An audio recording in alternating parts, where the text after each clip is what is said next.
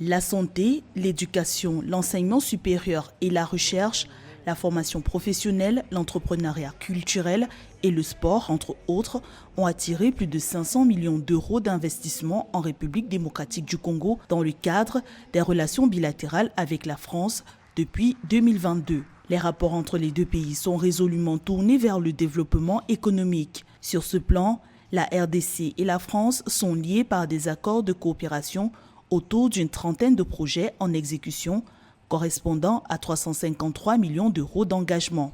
Mais on a également parlé des infrastructures et principalement du grand projet d'Inga, ce projet qui me tient à cœur et qui a beaucoup d'intérêt manifesté en ce moment.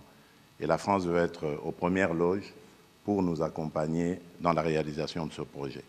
Au cœur des relations entre l'État congolais et la France se posent la sécurité et la désescalade entre les forces de défense de la République démocratique du Congo et le groupe rebelle M23, soutenu par le Rwanda d'une part, et entre l'armée congolaise et les forces démocratiques alliées venues de l'Ouganda d'autre part. À l'est de la RDC, dans les provinces du Nord Kivu et de l'Ituri principalement, en raison de l'insécurité, l'on recense plus de 6,3 millions de personnes déplacées internes, soit le nombre le plus élevé d'Afrique et le deuxième au niveau mondial. La France, dans son partenariat avec l'État congolais, adhère aux initiatives régionales pour un retour à la paix en RDC, particulièrement le processus de médiation de l'Union africaine pour la normalisation des relations entre la RDC et le Rwanda sous l'égide de l'Angola.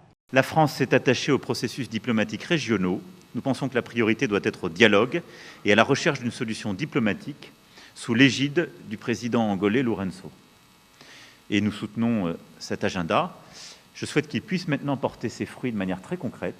La RDC est engagée à mettre fin à 3 décennies de tensions sécuritaires et diplomatiques. Aux côtés du partenaire français, le président Félix Tshisekedi élabore des politiques pour la préservation de la souveraineté territoriale de son pays. Un processus diplomatique empreint de prudence dans un contexte de rupture totale du dialogue entre le chef d'État congolais et le président rwandais Paul Kagame. Il faut que l'armée rwandaise ait quitté le sol congolais. Alors à ce moment-là, oui, ce sera possible de discuter, mais discuter pour désormais s'entendre sur le fait que le Rwanda n'a plus rien à venir faire en République démocratique du Congo au niveau militaire. Les liens diplomatiques entre la République démocratique du Congo et la France ont connu une période d'apathie entre 2022 et 2023. Le pays africain décriait le positionnement tiède du président français Emmanuel Macron face aux violences perpétrées par les groupes rebelles sur son sol. La rencontre entre les deux dirigeants à Paris le 30 avril 2024 a ramené de la sérénité